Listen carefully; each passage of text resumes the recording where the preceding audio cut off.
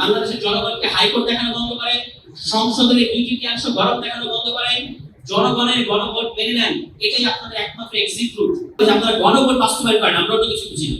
আমি চ্যালেঞ্জ করে বলছি, যদি হবস এবং লক নিয়ে আপনি 5 মিনিট কথা বলতে পারেন তা না, আমরা কোনোদিন হবস লক প্রশ্ন নাম দেব না। আমি জানি ওই সোশ্যাল কন্ট্রাক্টের শব্দের বাইরে আপনি এটা সম্পর্কে গুণাত্মক কিছু জানেন না। জীবন অবাক না করলে কে করবে? 28% মিল্ক ফ্যাটের অবাক করার সাথে ফ্রেশ মিল্ক পাউডার। জীবন অবাক করুক প্রতিদিন। অনুচ্ছেদ 65 তে বলা আছে এই সংবিধানের বিধানাবলীর সাপেক্ষে সংসদ আইন প্রণয়ন করবে। অর্থাৎ এই সংবিধানের বিরুদ্ধে যায়, সংবিধানের স্পিরিটের বিরুদ্ধে যায় এমন কোনো সাংঘর্ষিক আইন আপনারা করতে পারবেন না। যদি করে ফেলেন তাহলে সেই আইন বাতিল হবে। অতীতে বাতিল হয়েছে, তাহলে কিভাবে সংসদ সার্বভৌম হয়? আপনি আমাদেরকে আইন শেখান, আমাদেরকে সংবিধান শেখান। এই জেনারেশনকে একজন আলোচক বলেছেন যে বাংলাদেশের এখন সাধারণ জনগণের আইন এবং সংবিধান নিয়ে দুর্দান্ত রকমের আগ্রহ এবং গভীর বোঝাপড়া হয়েছে। কাজে আমাদেরকে সলিড বোঝা আপনারা দিতে পারবেন না। দুটো ভোট হয়েছে, দিনে দুপুরে টাকাতে করবেন না। দুটো ভোট হয়েছে, একটা ভোটে সংসদ গঠিত হয়েছে, আরেকটা ভোটে সংবিধান সংস্কার পরিষদ গঠিত হওয়ার কথা, সেটা ভোট কোথায়? সেটা হচ্ছে না কেন? বাংলাদেশের জনগণ এটা আদায় করে নেবে, আপনারা কোনোভাবে এটা অ্যাভয়েড করতে পারবেন না। আমি আমাদের সম্মানিত মেজর আখতারুজ্জামান, তিনি একটা কথা বলেছেন, আমি একটু বিনয়ের সাথে দ্বিমত করি। তিনি বলেছেন যে বিএনপির কাছে উইল অফ দ্য পিপল আছে। আমি মনে করি বিএনপির কাছে উইল অফ দ্য পিপল নাই। Will of the people both পিপলের কাছে আছে, অন্য কার কাছে নেই। বিএনপির কাছে তাহলে কি আছে? বিএনপির কাছে আছে যেটা জনগণ তাকে যে ক্ষমতা দিয়েছে আইন প্রণয়ন করা, এই ক্ষমতা আপনারা অ্যাবিউজ করবেন না। এই ছোট রায় দিয়ে 51% এর রায় দিয়ে আপনারা এটা বলবেন না। তখন আমাদের আবেগ কাজ করেছিল, বিবেক কাজ করেনি। যখন তারা গণভোটের পক্ষ নিয়েছিল তখন তাদের আবেগ কাজ করেছে, বিবেক কাজ করে না। এখন তারা ডিমেনশিয়ার আক্রান্তের মতো আচরণ করছে। এই যে অ্যাটর্নি জেনারেল ছিলেন, তিনি সমস্ত সকল আদেশ, সকল অধ্যাদেশ, এগুলো সবগুলোতে প্রণয়ন প্রক্রিয়ার সাথে জড়িত ছিলেন। আজকে তিনি অস্বীকার করছেন। তিনি বলছেন নাহিদ ইসলাম যেভাবে নিয়োগপ্রাপ্ত হয়েছেন, আমি একইভাবে নিয়োগপ্রাপ্ত হয়েছি। বাংলাদেশের জনগণকে আপনারা আহ্বান মনে করেন? নাহিদ ইসলাম নিয়োগপ্রাপ্ত হয়েছিলেন 106 এর রেফারেন্সের অধীনে। আপনি নিয়োগপ্রাপ্ত হয়েছেন একটা গায়েবী বোঝাপড়ার মধ্য দিয়ে। সরকার গঠনের আগে আপনি তখন রাষ্ট্রীয় প্রধান আইন কর্মকর্তা ছিলেন। সরকার গঠিত হয় নাই, কিন্তু আপনি তখন একটা নিজের নিয়োগ পেয়েছেন। এই ধাপ্পাবাজি বাংলাদেশের সাথে জনগণের সাথে বন্ধ করেন। এবং এই ধাপ্পাবাজি যদি বন্ধ না করেন, আপনি যে আমাদেরকে হবস লক তো ঠিক মতো উচ্চারণ করতে পারেন না, হবস এর পরে বলেন লকস। লকস কি আবার? হবস লক রুশো করাচ্ছেন। যদি আপনি রুশো বুঝে থাকেন, রুশোর প্রধান কথা হচ্ছে general will of the people. আপনারা জনগণের জেনারেল উইলকে ভঙ্গ করে এখন আমাদেরকে বলছেন যে হবস করে আসেন, লক করে আসেন। আমি চ্যালেঞ্জ করে বলছি, যদি হবস এবং লক নিয়ে আপনি 5 মিনিট কথা বলতে পারেন তা না, আমরা কোনোদিন হবস লক প্রশ্ন নাম দেব না। আমি জানি ওই সোশ্যাল কন্ট্রাক্টের শব্দের বাইরে আপনি এটা সম্পর্কে গুণাত্মক কিছু জানেন না। যদি জানতেন তাহলে আপনার কথাবার্তার মধ্যে আমরা এটা রিফ্লেকশন দেখতে পেতাম। আমরা এটা রিফ্লেকশন দেখতে পাচ্ছি না। বলে আমি আরেকটা জিনিস আপনাদেরকে আহ্বান জানাবো, যারা এখানে সম্মানিত আলোচক এবং অতিথি কিন্তু আছেন, জুলাই সনদ বিএনপি বাস্তবায়ন করবেন না, আপনারা এই অভিযোগ করবেন না। কারণ বিএনপি কিন্তু বলছে আমরা এটা অক্ষরে বাস্তবায়ন করবো।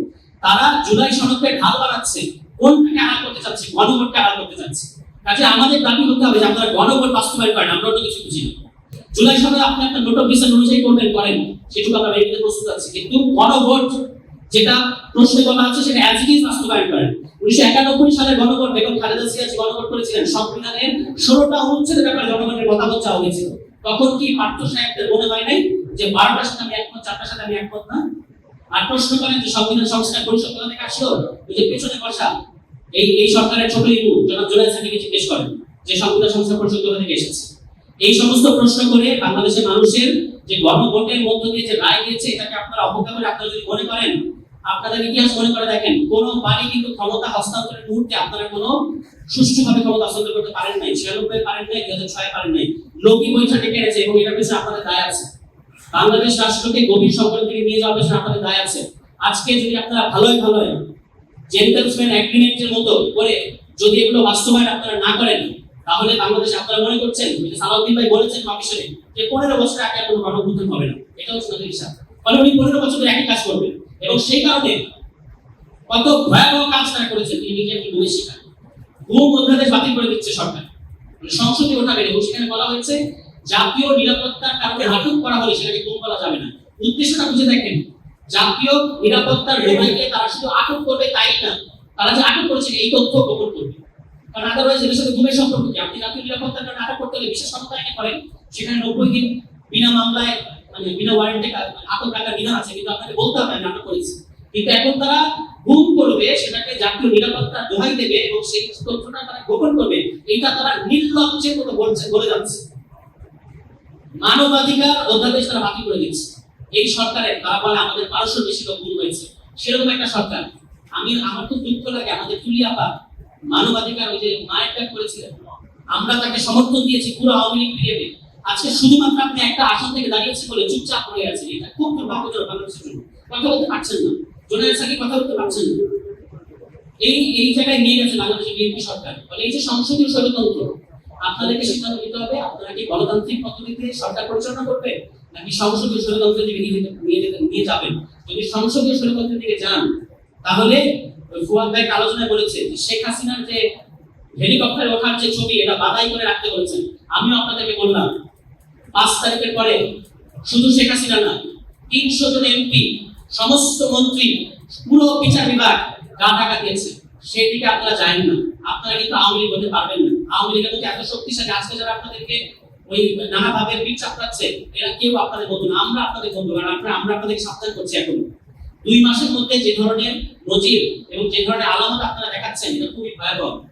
কাজেই বাংলাদেশের জনগণকে হাইকোর্ট দেখানো বন্ধ করেন, সংসদের 2/3 গরম দেখানো বন্ধ করেন, জনগণের গণভোট মেনে নেন। এটাই আপনাদের একমাত্র এক্সিট রুট।